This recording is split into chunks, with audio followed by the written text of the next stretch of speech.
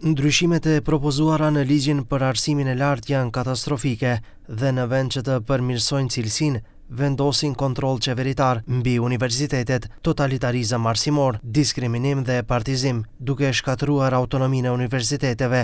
Kështu i vlerësoi Venko Filip që propozimet e qeverisë, duke thënë se ligji nuk mund të përmirësohet as me amendamente, prandaj ai kërkoi tërheqjen e tij për përpunim të mëtejshëm dhe nëse dorëzohet në kuvent, do të kërkoj debat publik. С овие предложени измени брутално се централизира моќта кај министерот, односно кај владата, и со тоа се нарушува автономијата на универзитетите. Преку членовите 198, 199 и 201, министерот станува најмоќна фигура во високото образование со можност да укинува одлуки на универзитетски органи. Второ, дискриминација на младите и партизација на кадрот. Тоа што законот го нуди, на некој начин е громница за младите асистенти.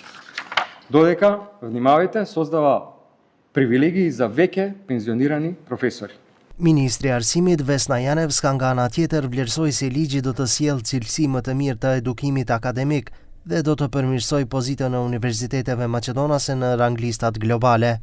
Очекувам и универзитетите официјално на било кој пат да ги достават своите интегрирани забелешки, бидејќи дел од нив се повторуваат.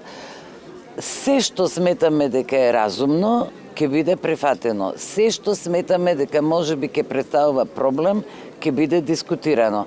Nga sot, Ministria e Arsimit nis vizita në universitetet e vendit në kuadër të debatit publik për zgjidhjen e re ligjore.